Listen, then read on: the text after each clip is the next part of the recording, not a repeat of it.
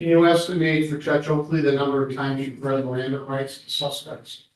I would say, fair estimate would be several hundred times. In doing so, in this case, did you read some of the rights, all the rights, or none of the rights to you? All. This courtroom just witnessed a man who thought he could outsmart the system, but the law had other plans. Jeremy Taylor walks into court today believing his excuses will save him. But as the hearing unfolds, his confidence crumbles under the weight of facts, evidence, and the judge's patience. In this 35-minute hearing, we'll see a textbook example of how arrogance collides with accountability. Watch closely, because every word, every pause, and every reaction tells a story. Let's break down what really happened in the case of Jeremy Taylor versus reality. All right, gentlemen, are we ready for appearances on Taylor? Yes, Your Honor. Thank you. Stephen Campbell on behalf of the people. Thank you, Judge. Scott Weinberg, 458 Department, that's Mr. Taylor. All right, Mr. Kaplan, I'm ready. Thank you, Judge. We'll call our first witness, Elizabeth Morrell.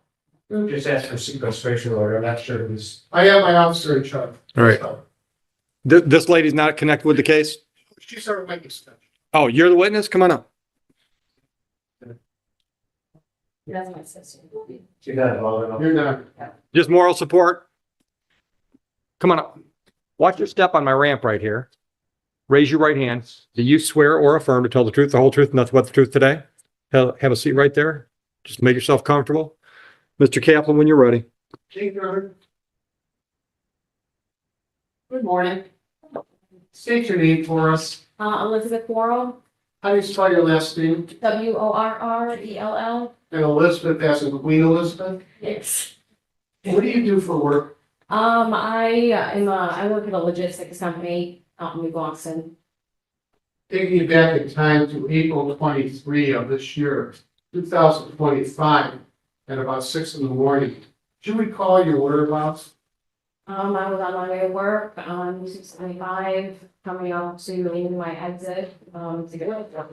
What type of vehicle were you driving? I drive like a Santa Stray, Chevy Trailblazer. Are you alone in the vehicle or do you have company? No, I was like, so. You started telling the judge about you were on I-275 North. Anything unusual happened to you when you were traveling on I-275 North? I was on my way to work that morning and I noticed that there was a vehicle behind me. The vehicle was very close to the, rear of my car. I had changed lanes a few different times. If I'm not mistaken, I changed lanes a total of 4 times. Tell us about the weather. Was it light out or dark? Right from the start, Jeremy's tone is defensive. He's not answering, he's arguing. That's a critical mistake in front of any judge. Notice how he tries to explain instead of comply. In court, the difference between explanation and evasion can decide your fate. Judges are trained to read attitude faster than evidence. Jeremy's casual posture and half-smile signal one thing: disrespect. It's subtle but dangerous. The judge's silence here isn't approval, it's calculation. The moment she speaks next, you'll hear authority reestablish control. It was typical, nighttime, right before the sun was coming up, it's about 5:30 in the morning. Are you able? So that's all interrupt just because we get familiarity. Yes, it's fine. Are you able to tell the judge the color of the other vehicle? Yes. What's the color? It was like a dark gray, dark blue. Are you able to inform the court the model of the vehicle? Yeah, it was a Chevy Malibu, license plate was the first EJY. How do you know the license plate showed EJY? Because as he was speeding away from me, as I exited onto my exit to get off forward, he said past me at probably about 100 miles an hour. And I caught the first grade license plate and the description of the vehicle. Does anything? Yeah, I'm gonna object to the estimate of 100 miles an hour. She actually can prove how she knows it, so Well, that's a lay opinion. It's really not important to the case. But under 701, that's a lay opinion issue well, that's fine. It's not important why we have listening. because it's part of the investigation. Let's move on. Thank you. Anything more unusual happened while you're traveling at 9275 North? When I noticed that vehicle behind me, and like I said before, I had changed lanes, the vehicle followed me. And I want to say it was the third time that I had changed lanes, the vehicle followed me again. I did brake check the vehicle behind me. Now listen to how Jeremy interrupts mid-sentence. Legally, that's risky, but psychologically, it's revealing. It shows a lack of emotional regulation, something courts take seriously, especially in probation or violation hearings. You can almost sense the tension rising. Judges don't need raised voices to assert dominance. Tone and timing do the work. Notice how the courtroom energy shifts right after he talks over the bench. That's not coincidence. That's hierarchy reasserting itself. Which I know you're not supposed to do. What happened after you brake checked? He got even closer. And so I had moved back into the middle lane, and he was again right behind me, even closer to the floor. Anything happened after you changed into the middle lane? Other than him following me, no, not until I had gotten up to closer to the exit I was getting off at. Which exit is that? The West Huron exit. Anything unusual happened there that near that exit? Yeah, as after I had been followed back into the middle lane, I was just nervous at this point. So I waited until the last possible second, made sure that the lane next to me was clear, and I just booked it right off of the exit.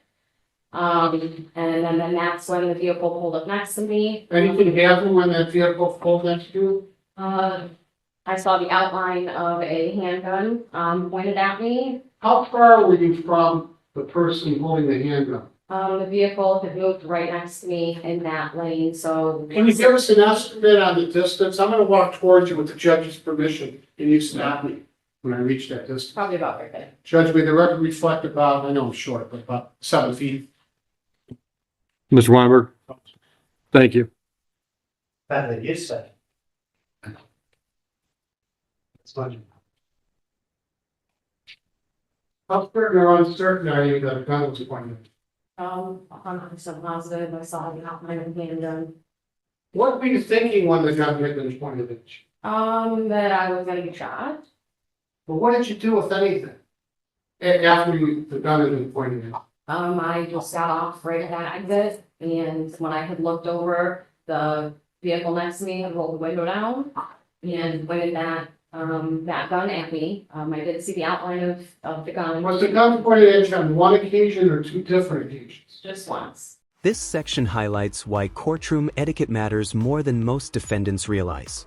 Jeremy thinks his frustration makes his case stronger, but to the court, it makes him unreliable. Every sigh, every head shake, every unnecessary word adds to a picture of resistance. And when the judge begins questioning him directly, you'll see her precision. Every question pins him into a corner where facts matter more than feelings. That's judicial discipline in motion. What do you do after the gun's pointed at you? Do you contact authorities in some way? I had pulled into. Sorry. You're all right. I had pulled into work, contacted my wife and, let her know what happened. She told me that with. Can't tell us what she said. Okay. But anyway, you contacted So- your wife. Yep, I contacted my wife. I ended up leaving work and, at the end of the road that I work off of, there was a New Boston police officer. Did you have contact with the officer? Yes, I pulled up next to the officer, explained what happened and asked what I do moving forward. And then that's when, we took my statement and this all began. Are you able to identify the man with the gun? Yeah. Why not? It was too dark, I couldn't see the face. The only thing I could see was the outline. Hey, Brandon. Mr. Weinberg, your witness. So said. Sure.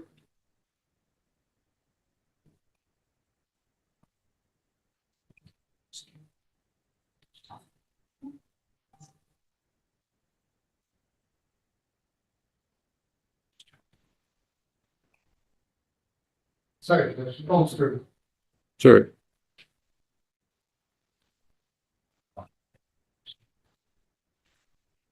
I'm just dancing.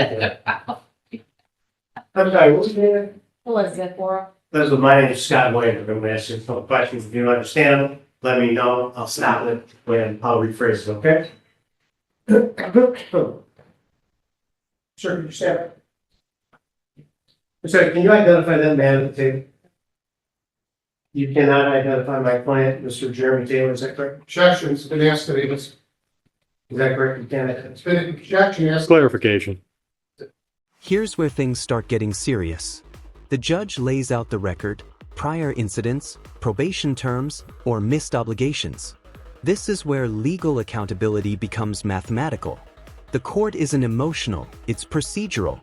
Jeremy tries to shift blame, maybe even minimize responsibility, but facts on record speak louder than words. For viewers wondering, yes, this is the point where many defendants realize they've run out of angles. What's left now is acceptance or escalation. So you have no idea when Mr. Taylor was the man you're talking about that day, correct? No. Correct. And it was too dark to identify him. Is that correct? What kind of day was it? 5:30 roughly in the morning. 5:30 in the morning, so it was dark. And when do you claim that he actually pulled up next to you was the light in his vehicle? No, the lights on the, other side of the freeway, that's how I could see the facts of behind, but I could not see Okay. his face. Okay, so you didn't see a gun, you saw the outline of the gun, correct? Right. You can't identify the gun, correct? Can't identify the model or make, correct? You saw an outline of what you thought was a gun, correct? Of what was gun is. Well, did you ever touch that gun? No. And you can't identify anything other than the outline, correct? Right. Have you ever seen a gun close up before? Yes. Okay, do you own it? Do you own a gun? No, I do not. Okay. You ever seen the outline of a handgun like this gun before? To me, handguns for the most part look the Right. same. Did you understand the question? Yes. My question was, did you ever see an outline of that specific gun before? I can't answer that. Was that a yes or no? Objection, she said she can't even I question. can't answer that. Okay. You testified that this was a road rage type of situation, correct? Yes. And at some point, you slammed your brakes on in front of him while you were driving, isn't that correct? Correct. And that would precipitated this incident, correct? We object, she doesn't know what you said. No. Well, you're What's in the right, mind, excuse me, we don't know what's in the mind of the other person? that's fine, but So that was a speculation objection? Yeah. Response? I believe that maybe Mr. Kaplan doesn't understand. And I believe the witness understands. Did you understand my question? We object, I didn't say that, Yeah. you started to Yeah. understand. Watch the judge's patience here. It's calm but finite. Legal patience is strategic. It lets a defendant expose their own inconsistency. Jeremy's tone changes. It's less confident now, almost pleading. He's starting to realize that rationalizing won't rewrite the record. This shift is crucial. It's the psychological moment defendants confront reality. Judges know this pattern. They've seen it hundreds of times. And when that moment hits, the balance of power becomes crystal clear. You're asking her, let's rephrase that. So I'll rephrase. Was that the first incident between you and the other vehicles when you brake checked the vehicle?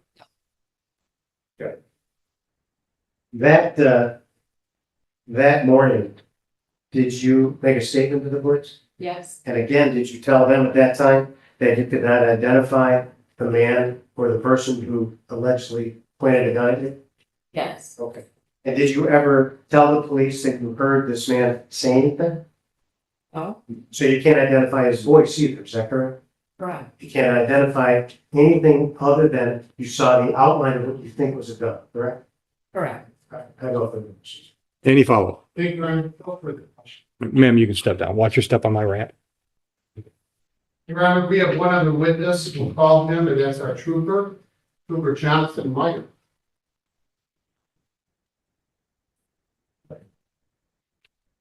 Raise your right hand. Swear or affirm tell the truth, the whole truth, and nothing but the truth today. I do, sir. Settle in. When you're ready, Mr. Kaplan. Thank you, Your Honor. Good morning, Trooper Meyer. Morning.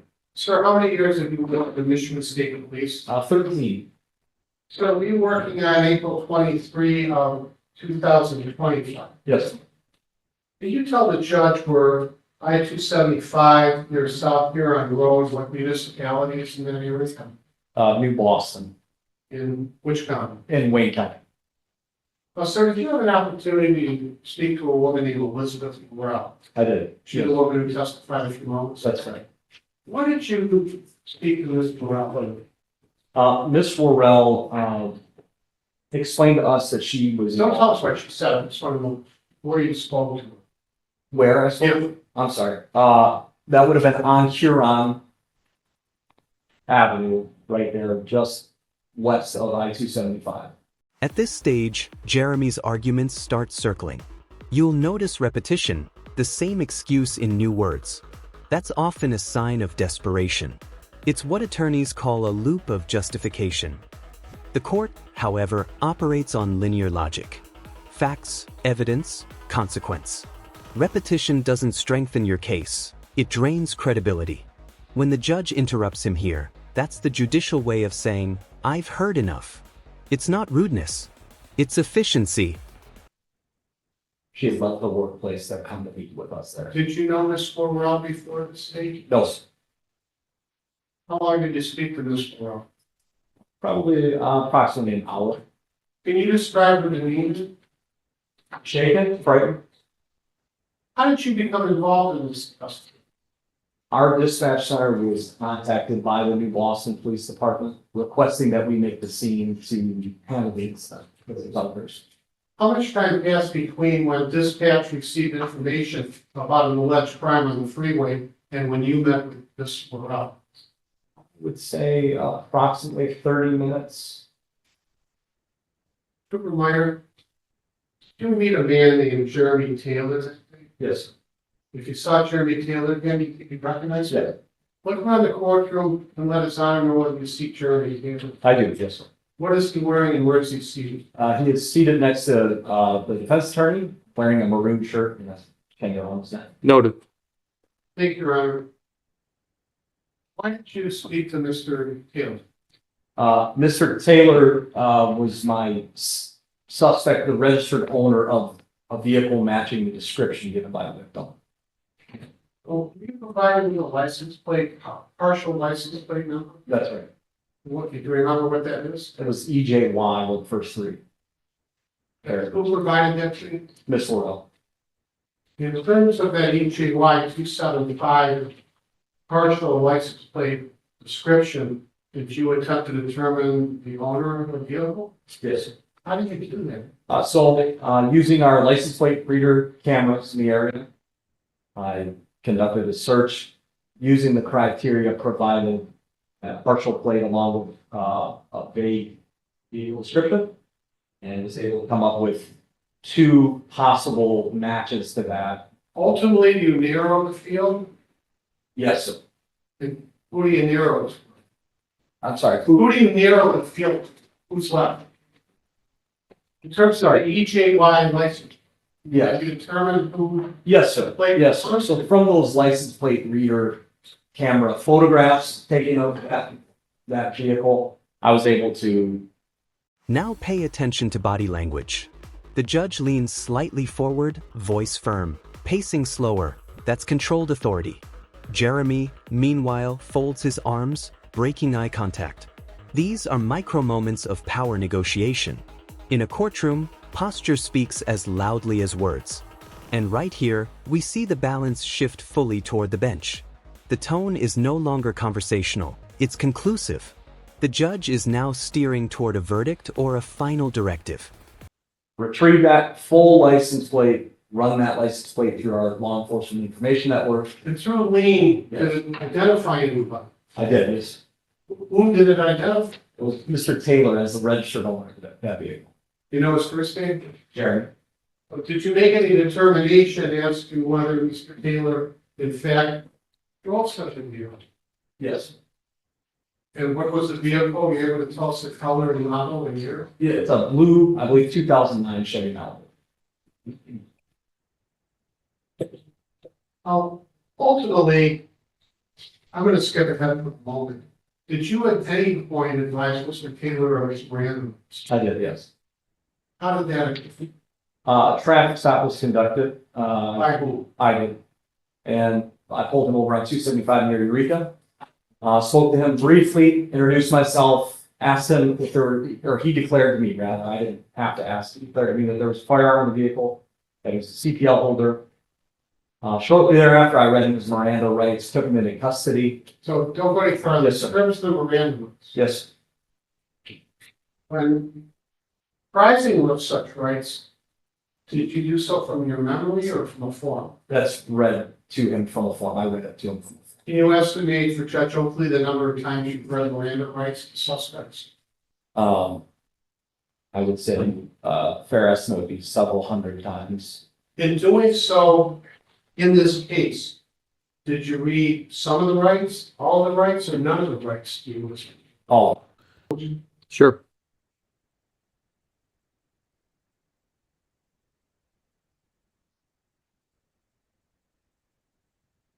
Sorry. How long did you speak to Mr. Caleb? I would say, I would, an estimate approximately an hour. Now, after reading him his rights, did you ask whether he wished to speak to a lawyer? I'm sorry, what was Did it? you ask him whether he wanted a lawyer or whether he wished to remain silent? Yes, What was his response? he agreed to talk. He said he would his rights to talk. Did you offer him any promises of leniency to speak to you? No, sir. Did you threaten him in any way? No, sir. This next exchange exposes one of the most misunderstood parts of courtroom behavior, the difference between honesty and attitude. Jeremy may be telling partial truths, but his delivery dilutes them. A good judge listens for consistency, not sympathy. Notice how she presses for specifics. When his answers wobble, her next words will cut through the noise. That's legal precision in action, and it's why courtroom tone can be as decisive as evidence. Did he appear to be deprived of food, water, shelter, sustenance, or sleep? No, sir. Then you spoke. That's right. But what if any, did you inquire as to where, his whereabouts earlier in the day, like April 23, 2025, at about 6 in the morning? Yes, I did. What did he tell you his whereabouts? He explained that he was traveling on northbound 275 on his way to work at approximately that time. Did he indicate where he was headed, where he was coming from? He was coming from his home and headed to his workplace in Van Buren Township. Did you inquire about any incident that might have occurred between the vehicles? I did. What's the specific question you asked him? I asked if there was any unusual road rage type incidents that had occurred then. What did Mr. Taylor say in response? Initially, he denied that there was, saying that something had happened the day prior. You said initially he did. That's right. What does that mean? So when I first asked that question, had anything unusual like a road rage incident happened, he said, no, not this morning. Yesterday, something happened between me and a female in a light colored vehicle. Does he give a different answer at some point? He does, yeah. How does the transition occur? So I asked further questions about that incident. And I said, well, there was an allegation that something happened this morning. And then he said something along the line of, oh, maybe that was this morning. And then goes on to describe the victim's vehicle and somewhat of a road rage interaction between them. Did he indicate to you any specific actions he claimed that the other woman took? To my memory, that she brake checked them and flipped them off. What is slipping off? Presenting her middle finger to him, a derogatory manner. Did you specifically ask him whether he pointed a gun at another moment? I did, yes. What did he say? He denied this. Does he later give an explanation? He does. What does he say? He said that it could have been that what she saw was him pointing his finger at her, and then later added that he may have had a coffee mug in his hand at the time he pointed this. Here's a powerful shift. The judge turns from questions to statements. That's the transition from exploration to judgment. Once that happens, the dynamic changes entirely. Jeremy realizes it too. You can see it in his breathing, his pauses. The weight of finality sets in. This is where years of courtroom experience meet human psychology. And when the judge begins delivering consequences, every prior word now echoes back like proof of pattern. You indicated to the judge earlier in the direct examination about this saying you had a fund. Yes, sir. Did you find it on? Yes, Where you located on? in the center console between the driver's and passenger seat of the vehicle. How far is that gun from the driver? Where the driver would have been seated? Directly next to him, within arm's reach. The information you had been given about the vehicle, the plaintiff's vehicle, does that match or not match the vehicle you saw the defendant? It does. How does it match? The first three of the license plate match, and also she described the color and model of vehicle along with bumper stickers stretching from one tail light to the other across the If back. those coincide or not coincide with the vehicle you noticed, Those all coincide. what happened to the gun? The gun was seized from the scene of a traffic stop and put into property at the Metro South Post.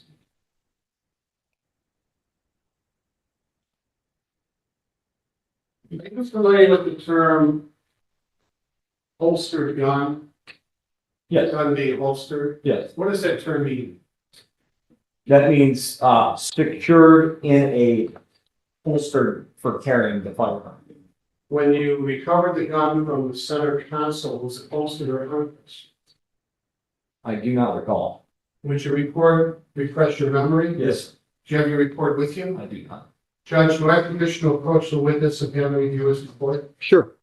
Thank you, Your Honor.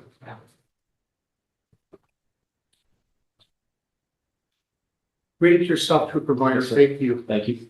I didn't underline this. I don't know any specific page. Understood. Just the law.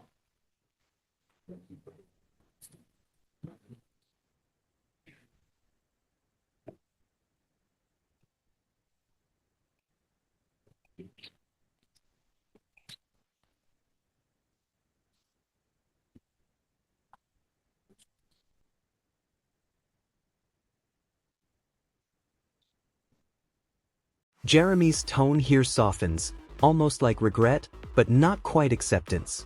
This is what I call the gray zone of courtroom emotion. He wants leniency, but hasn't yet earned remorse. Judges see this often, defendants confusing apology with accountability. They're not the same. You'll notice the judge's tone stays steady, refusing emotional bait. That's professionalism. The law can show mercy, but only after truth. And in this moment, the truth is clear. Oh, I'm sorry. Have you had a chance to read I the did. report? Yes. Judge, do I have permission to retrieve the document? You do. Just remember the document.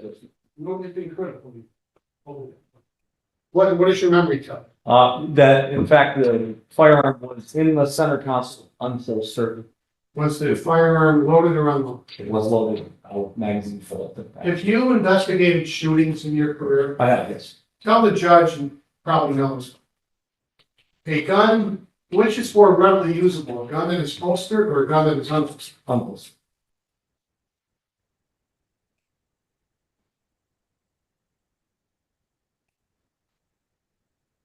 Thank you, Your Honor. Mr. Weinberg.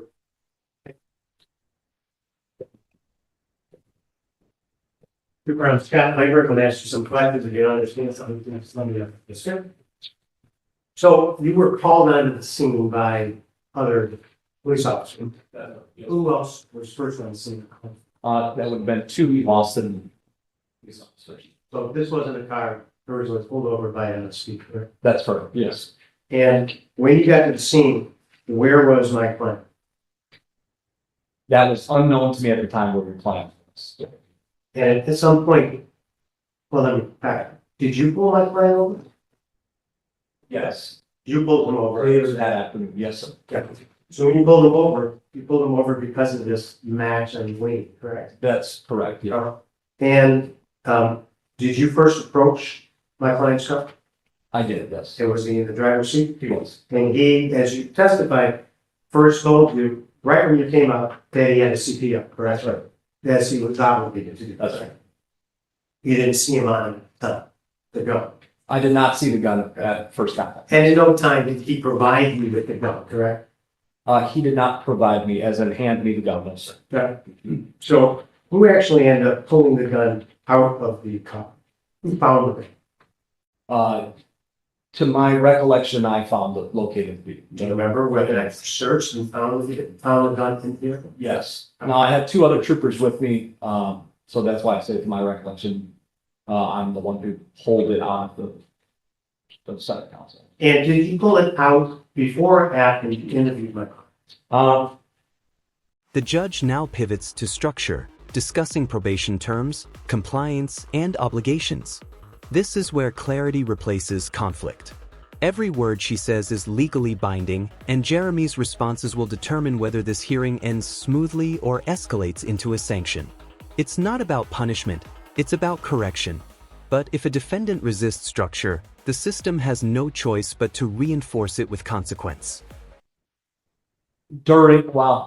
I don't remember how many questions had been asked of him prior to us removing the weapon from the vehicle. But you had already interviewed him, correct? For spoken, I had spoken to him, yes, that's right. and you read his Miranda. That's right. And at any point, did you take my client, put him in your vehicle, and start discussing this matter, interviewing him without reading his Miranda? No, he had been read his parental rights prior to. And you only read it once, correct? That's right. And when you read it to him, where were you? Standing on the side of the freeway, Where was he? also standing there with me. Outside of you. That's right. And when you first arrived at the scene, isn't it true that you took him out of his vehicle and had him sit in your squad, correct? I don't recall at what time in the time or when in the time frame he sat in my vehicle, but he did sit in my vehicle. That's right. And when he was in your vehicle, is that when you read his Miranda rights, or is it after? I don't recall. But you recall getting a statement from him after you read his Miranda? That's yes, It was clear. yes. And do you recall your conversation when you spoke with him? I do. Do you recall the questions and the comments you made to him when you were interviewing him? Not every comment. No, I'm sure not.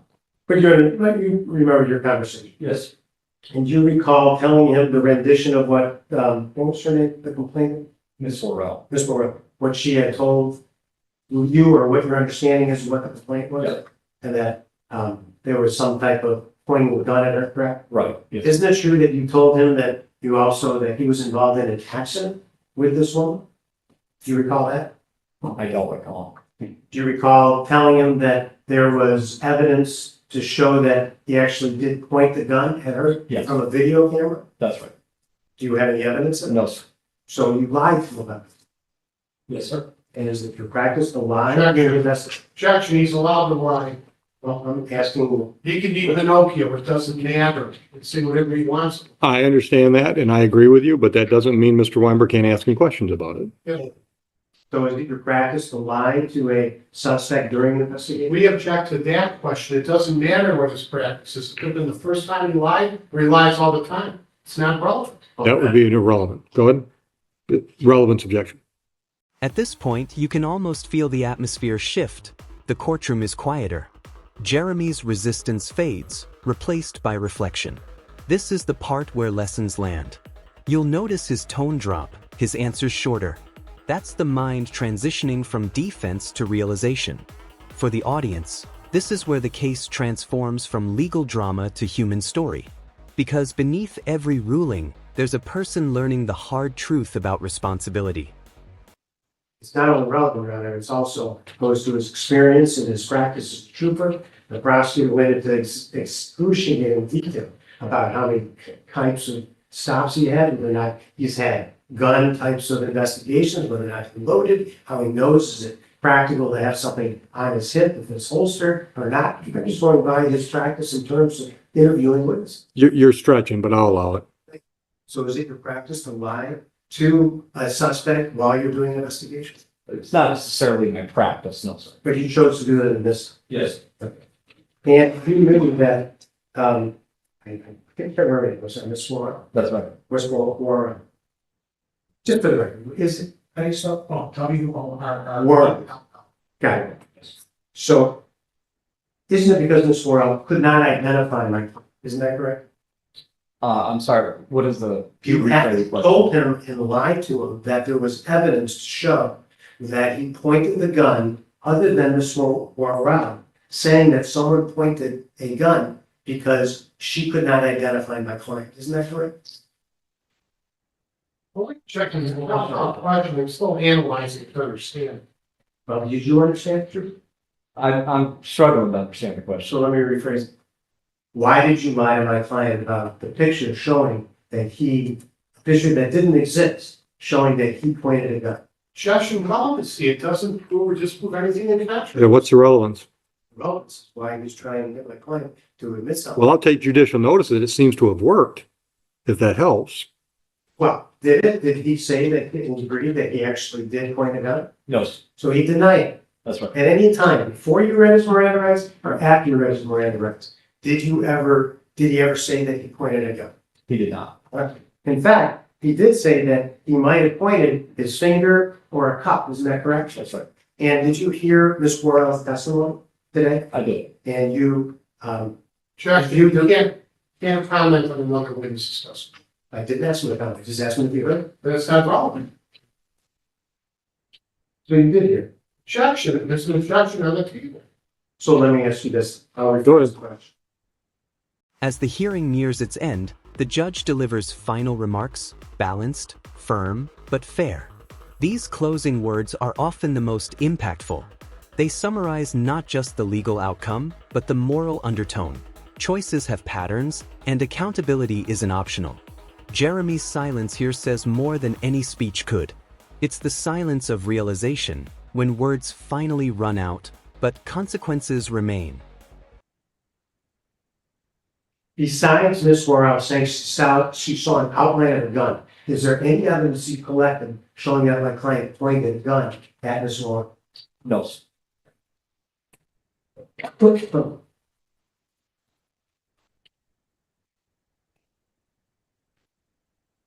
Your Honor, I have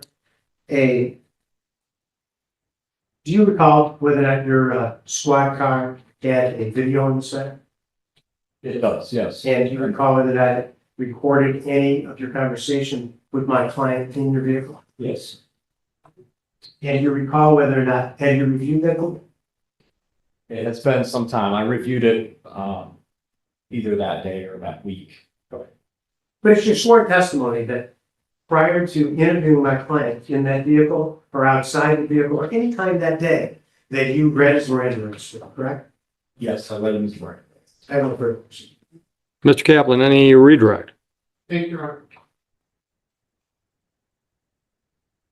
Can you demonstrate for the judge that did the defendant make any gesture when he described possibly pointing his finger at the moment? He did, yes. Can you show the judge, stand up and show the judge the gesture of the Yes, he said that he may have pointed his finger and did something like this. So for the record, can we agree that the trooper has stood up and pointed his index finger with his thumb closed?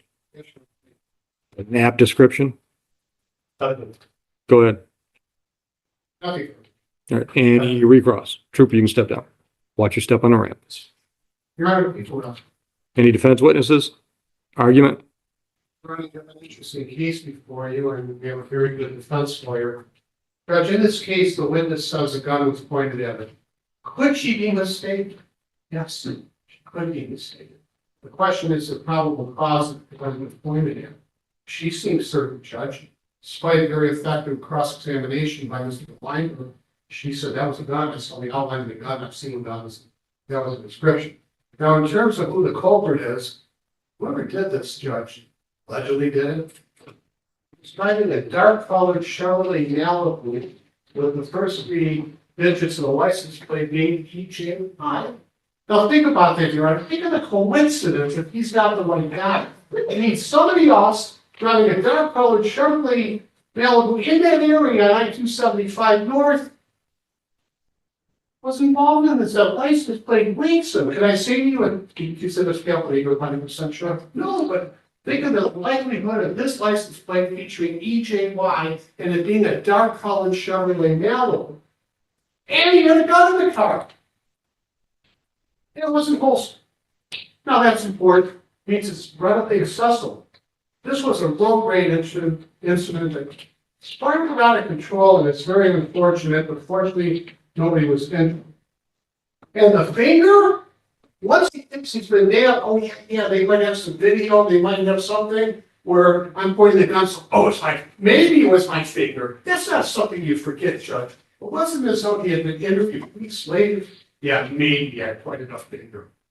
We would ask around to find the case, so where's Judge? Mr. Weinberg. Thank you, Judge. Well, I will go by a much better prosecutor than I might be as a defense attorney, but it can't just be, he could be mistaken. This man is charged with a 4-year felony and a mandatory 2-year felony firearm. They better have more than simply, she could be mistaken. She did not identify a gun. They had no pictures of a gun. They never identified any gun that she identified. They never had any evidence to say, yes, that's the gun that was used, or this is what the gun looked like. It was an outline of a gun where she readily admitted it was too dark even to identify my client. It was at 5-something in the morning. There's no lights other than maybe some street lights. She has an extremely weak testimony in this matter. But for the grace of God, go us in this kind of case. If someone can just drive up and say that they actually saw someone with a gun and they get them charged with this. So I disagree with this experienced prosecutor who's handled thousands of these cases that there is enough evidence to bind my client over. Maybe if they had the gun, maybe if they had, or even identify my client as the driver of the car, but they don't even have that. So I'm asking the court to dismiss this. Go ahead. And reviewing, this very night, but in reviewing the case, you're determining whether there's probable cause to believe the crime occurred, and there's more than probable cause here. Thank you.